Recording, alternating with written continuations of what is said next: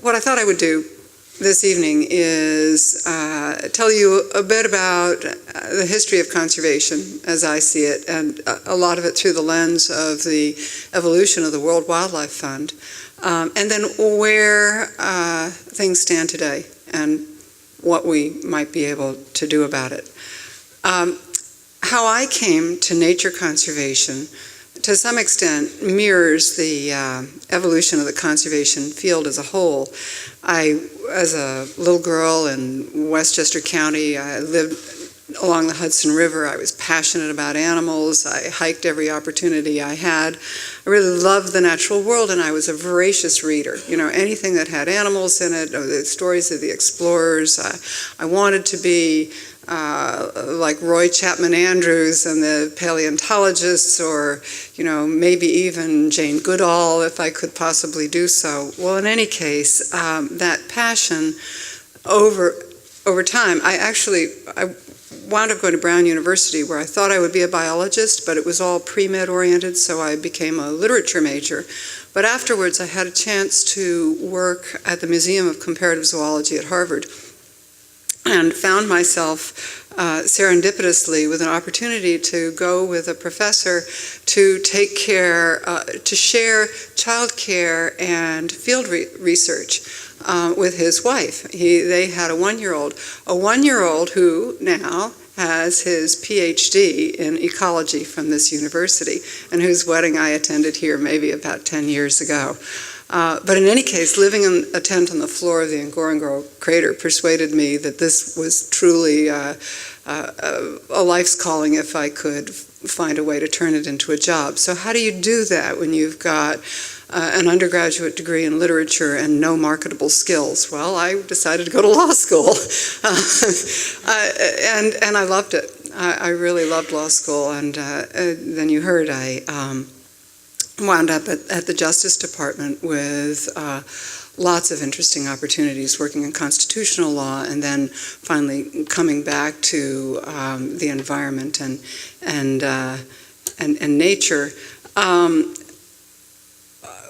As I did that, I thought, you know, I really would like to know more about science, and so I signed up for a master's at the University of Maryland and was working on this master's in marine ecology, marine policy and ecology while I was at Justice. And so I was weaving together a multiplicity of disciplines at a time. I should say this because there are lots of young people in the room. I did have 3 young children at the time, so it was something that I really cared about, and it obviously gave me enormous opportunities, culminating in working with the World Wildlife Fund. So a brief history of the field of nature conservation. At least here in the United States, its genesis is a real movement, started at the end of the 19th century, beginning of the 20th, with John Muir and Teddy Roosevelt, indeed, and Gifford Pinchot, who was the first head of the U.S. Forest Service. The idea back then, John Muir was called the father of conservation by many, and he was really an ardent preservationist, passionate about wilderness, and founder of the Sierra Club. For him, nature preservation had a strong spiritual dimension. He wanted, as he put it, to save the American soul from a total surrender to materialism. So many great Western wildernesses were protected at that time with the enthusiastic support of Teddy Roosevelt, perhaps our leading conservation president. The Park Service and the National Wildlife Refuge Service were started around that time. And while there were debates over whether preservation was for the sake of nature in and of itself or needed to be also in the service of humankind, the predominant ethos was valuing nature in and for itself. Jumping ahead some, as parks were being created, the international conservation movement really got going right after the Second World War with the creation of the Bretton Woods institutions, the World Bank and the International Monetary Fund. The International Union for the Conservation of Nature and Natural Resources was started at the same time. As a global environmental membership union, which would support scientific research and manage field projects, bringing together governments, NGOs, UN agencies together. Then the 60s and 70s saw a burst of environmental and conservation activity. Important legal measures, the Wilderness Act, whose 50th anniversary has just been celebrated, the Clean Water and Clean Air Acts, the National Environmental Policy Act, Marine Mammal Protection Act, the Endangered Species Act, the Convention on International Trade in Endangered Species was negotiated and signed all during that period. Interestingly, of course, given the political polarization of our time, much of these seminal pieces of legislation were put in place during the Republican administrations of Nixon and Ford. It was during that time that Rachel Carson published The Silent Spring, Paul Ehrlich wrote The Population Bomb, the Environmental Protection Agency was established, as was the United Nations Environment Program, and the first Earth Day took place. A number of conservation environmental organizations had their genesis then too, among them the World Wildlife Fund, the Environmental Defense Fund, NRDC, the League of Conservation Voters, and so forth. So turning to WWF, the organization clearly I know best, it was founded in 1961, roughly simultaneously in the United States, in the UK, and in Switzerland, to serve as the fundraising arm to support field projects of the International Union for the Conservation of Nature and Natural Resources. Our initial projects focused predominantly on hands-on species protection, for iconic species like the panda, giant panda, WWF's logo, rhinos, elephants, tigers, whales. The money went largely to European and North American scientists to do their hands-on work in Africa, Asia, Latin America, and North America. Well, within a few years, the work had expanded to encompass efforts to establish and manage parks and protected areas. So the funding was going to ranger salaries and equipment, supporting processes to demarcate new parks. And so very important areas like Serengeti National Park in Tanzania, or Wolong Reserve in China, or the whole suite of tiger reserves in India and Nepal were established during that period. But then we realized that it wasn't going to work if we were simply going to have Western experts coming in to provide advice and equipment. It was imperative to have trained, effective, local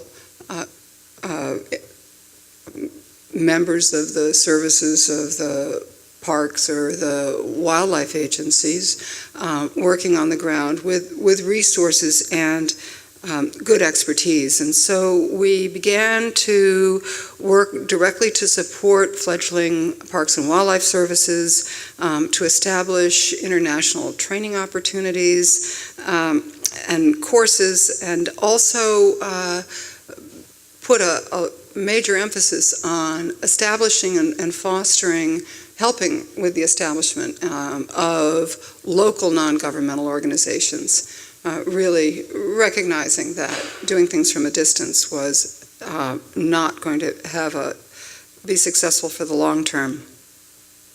So the next step in the evolution of WWF and a lot of other organizations in the conservation movement took place in the 80s, when we realized that in addition to providing training opportunities, we really had to find ways to give local communities a stake in conservation. If you look at the real world conflicts, if you're a small scale farmer in Africa whose crops are being trampled by elephants, or if you live in and around Chitwan National Park and your oxen are being eaten by tigers, it's pretty hard to persuade people not to view the wildlife as adversaries.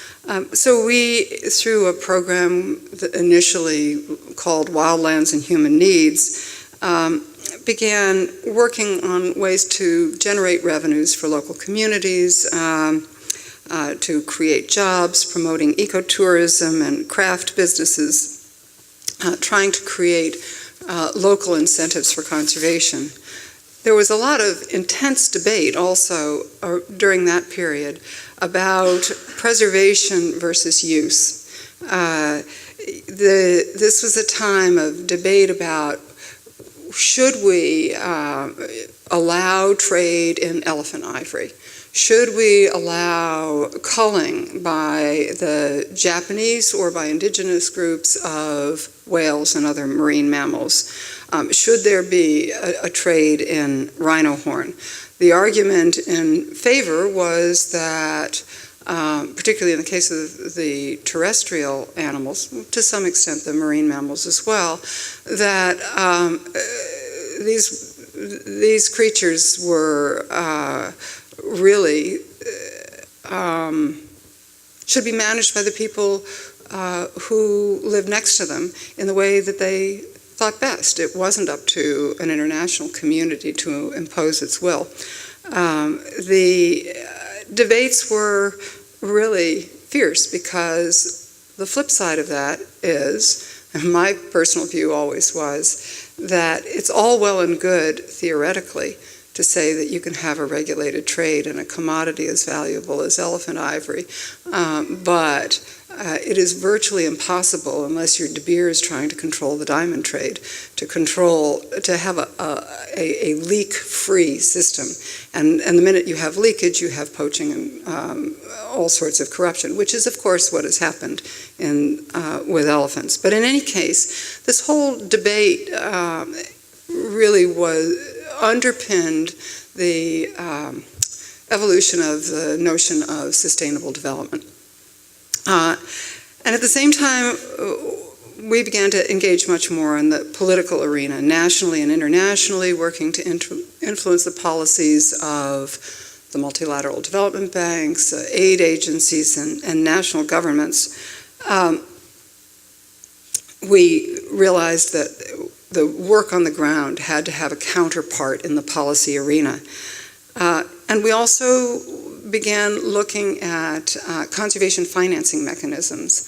The conservation community working on debt for nature swaps, which you may have heard about at a time when a lot of developing countries had substantial debt they weren't repaying, and the notion was to negotiate with a debtor country in exchange for some forgiveness of the debt, to allocate resources for nature conservation. The idea of conservation trust funds emerged at that time. These mechanisms have now generated hundreds of millions of dollars for conservation quite successfully. And from there, the work expanded to tackle global threats. So from species to spaces to training to community work to policy work and financing, then you look at the overarching global threats that are assaulting the natural world, predominantly deforestation, fisheries overexploitation, and climate change. To do that, we took a step back and said, well, we have to set biological priorities. You can't do everything everywhere. And so the conservation community and the World Bank and others came together around a template to identify the most important biological, ecological regions on the planet, ecoregions, whether terrestrial or marine. And that's a framework that continues to have prominence today. In any case,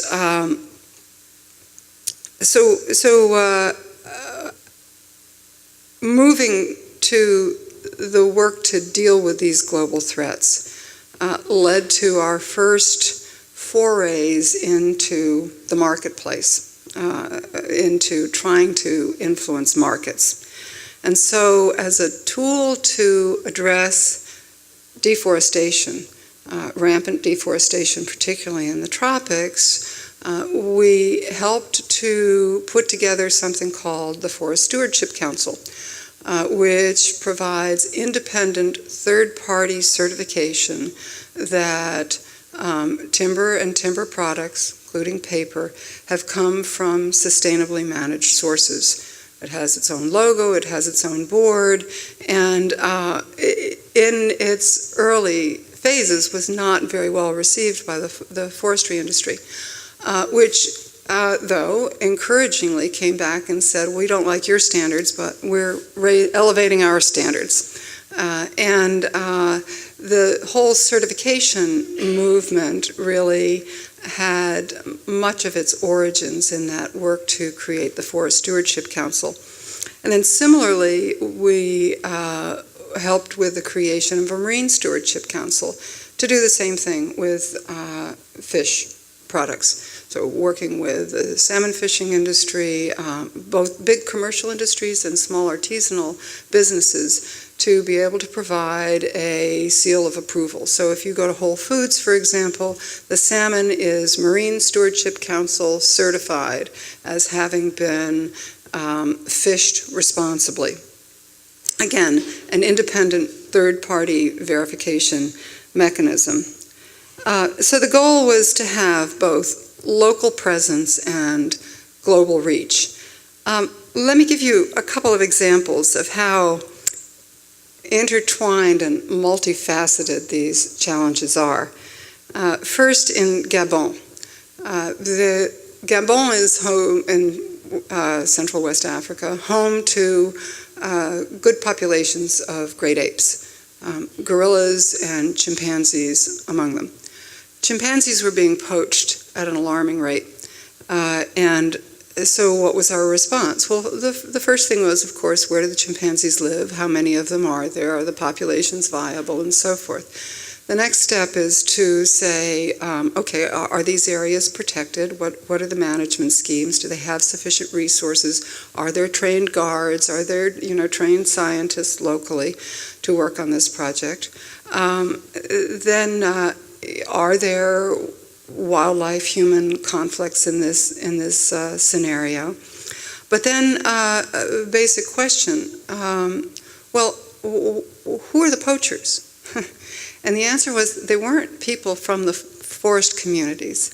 They were not urban dwellers, but they were coming from villages and were coming down logging roads that had been built into the forests because they had more ready access. And so that led to working with the government on where you site forest concessions and how you police forest concessions.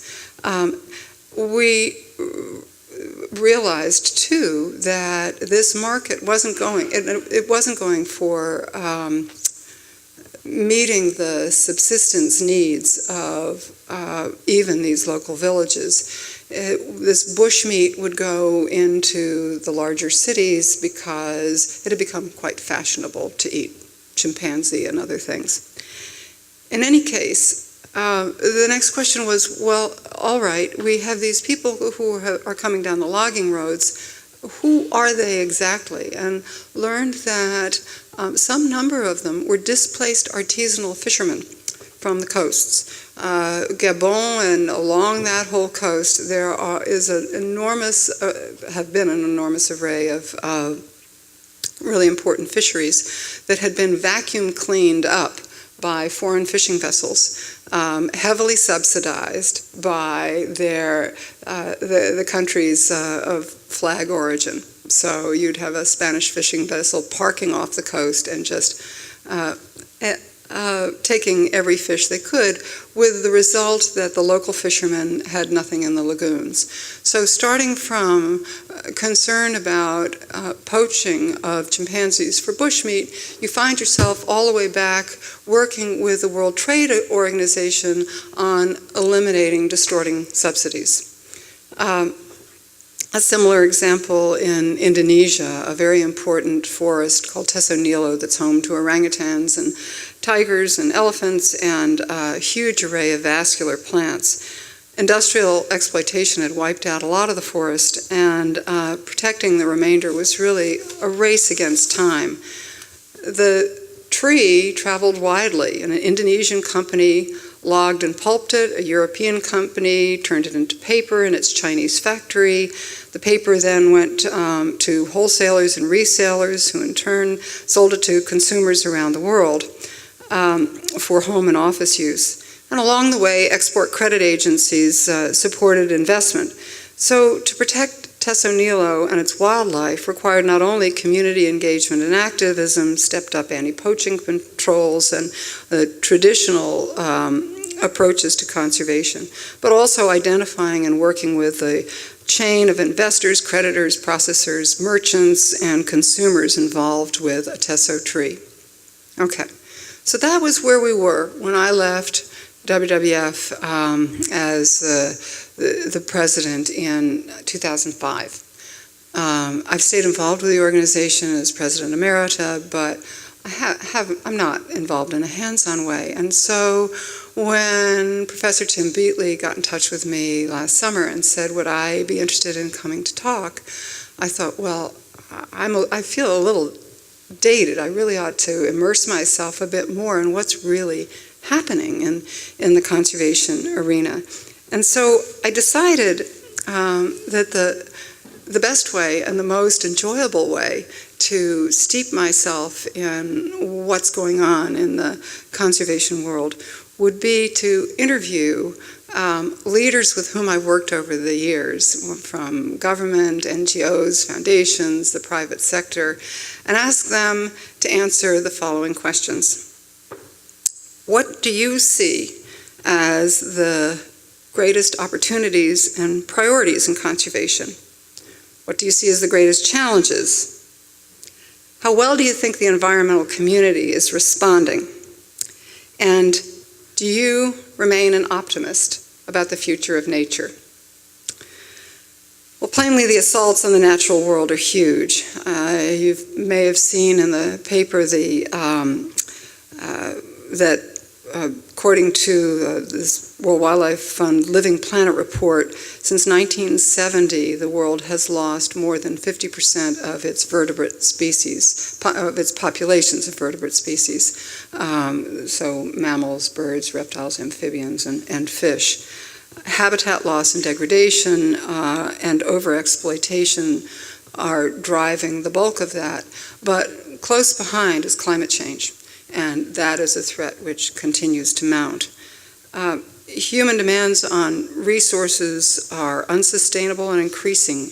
We need, said the same report, 1.5 Earths to provide the ecological services we currently use and need. In this Anthropocene age, we cut trees faster than they mature, harvest more fish than the oceans can replenish, emit more carbon into the atmosphere than forests and oceans can absorb.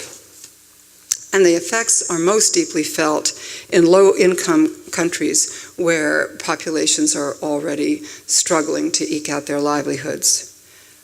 Human population growth has slowed some, but we are at 7 billion now and slated to maybe 9.5 billion by 2050. And global temperature continues to rise. The planet has warmed 0.8 degrees Celsius since 1880, but 2/3 of that is since 1975.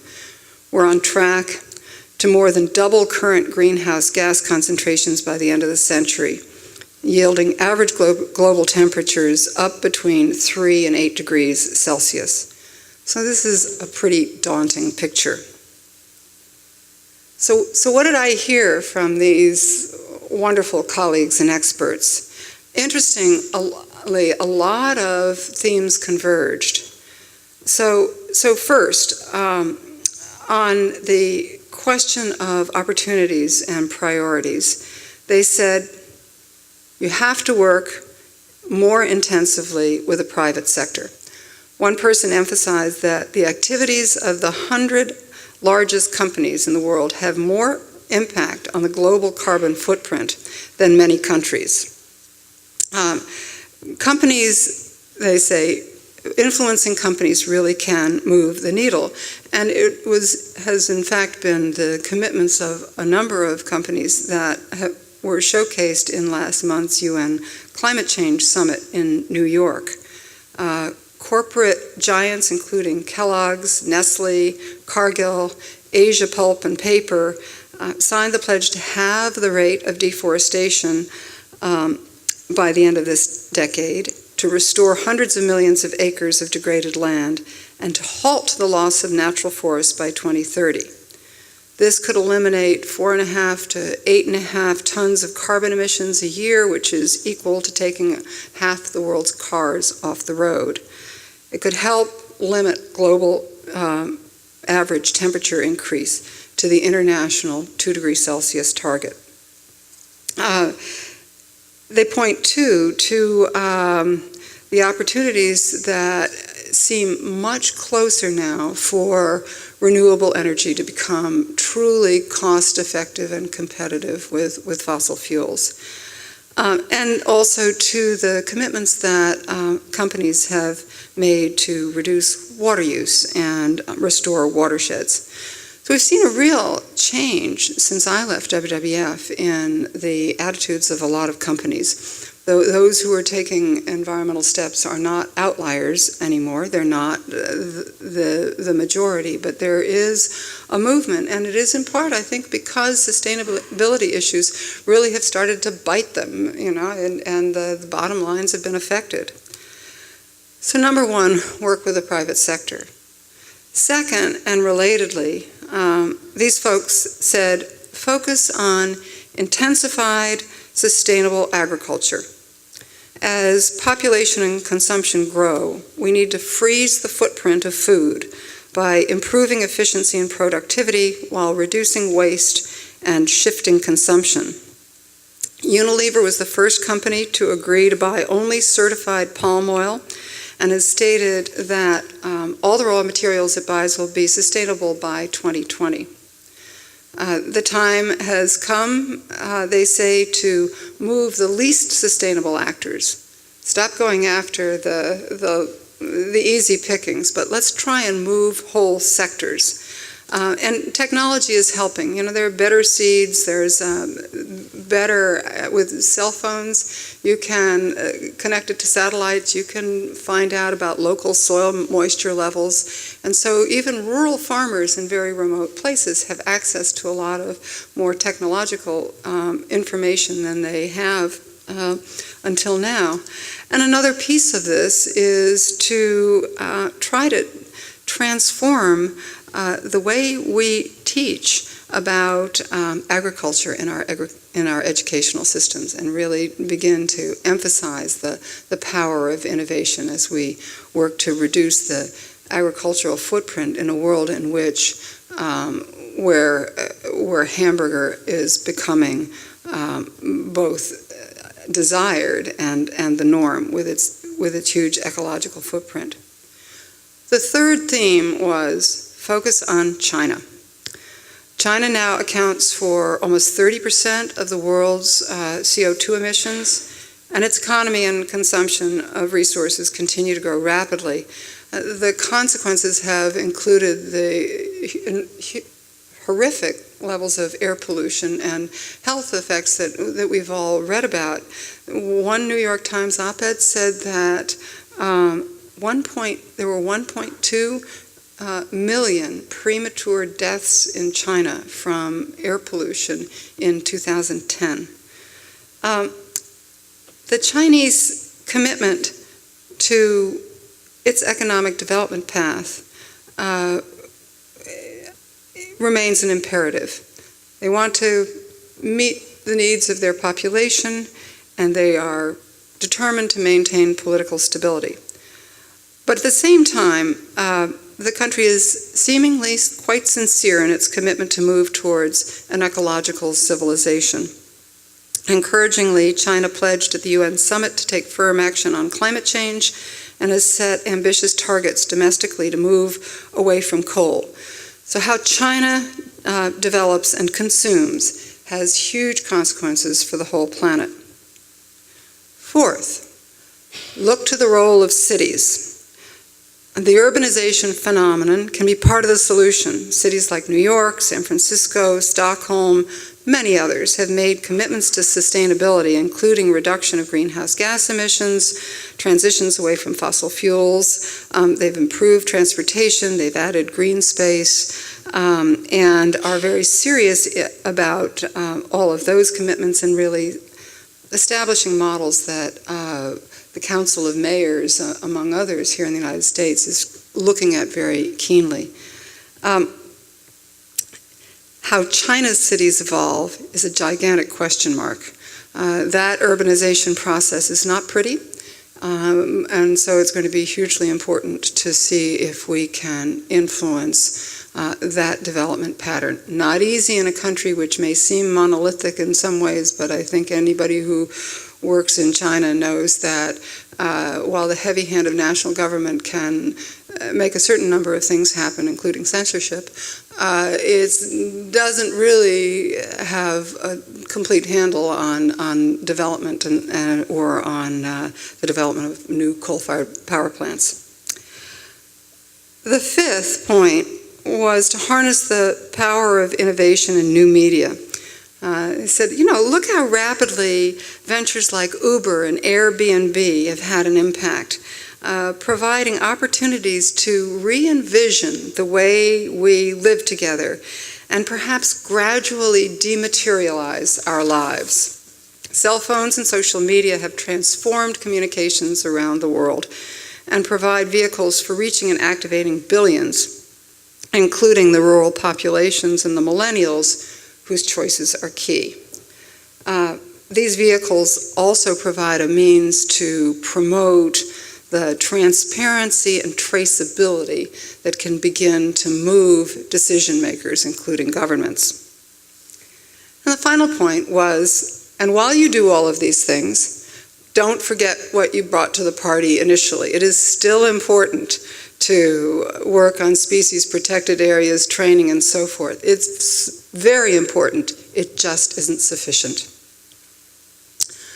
On the challenges front, well, the trends are daunting. Obviously, I recounted some of that, and they're all going the wrong direction. Huge challenge, political will. Political will is lacking, and while we certainly are going to continue to need good policy, good legal frameworks, finding political champions is really discouraging. And then the private sector. Well, working with the private sector in order to shape markets holds promise to have lots of leverage and take things to scale, but it can have plenty of downside. Capitalism, markets don't work perfectly, and capitalism isn't benign. And so what is a model for the year 2100 of a sustainable capitalism that we can all get behind? And working with the corporate sector, with the private sector, presents the risk as well of causing those who ally with the private sector to diminish their aspirations, to be willing to accept marginal improvements beyond business as usual, rather than really striving for what is important and good. And then getting a long-term message out, trusted and acted upon in a short-term world is tough, especially when solutions are complex. Protecting nature is what some call a wicked problem that doesn't lend itself to tame approaches. Wicked problems are ones that are characterized by enormous complexity. We humans do pretty well with linear problems, with simple ones, with complicated ones, because we believe there's an answer. But when you get into the realm of complexity and ambiguity, a lot of people just throw up their hands. So this is a huge, huge challenge. So then, how did they think that the environmental community was responding to opportunities and challenging? Well, the reviews weren't that great. They acknowledged that some groups have really moved and adapted, embracing non-traditional approaches. But they say, environmental groups are slow. They tend to celebrate things that are too small and stick to their comfort zones. The groups are not very savvy about innovation and technology, and the movement, if it still exists as such, is characterized by entropy and moralizing. We don't communicate very well, and we put off many audiences with our doom and gloom messaging. And the environmental community remains very northern, almost colonialist in many of its attitudes and approaches. So optimism. These are people with terrific careers who are, by nature, optimists. And indeed, for the most part, these folks said that they remain cautiously optimistic.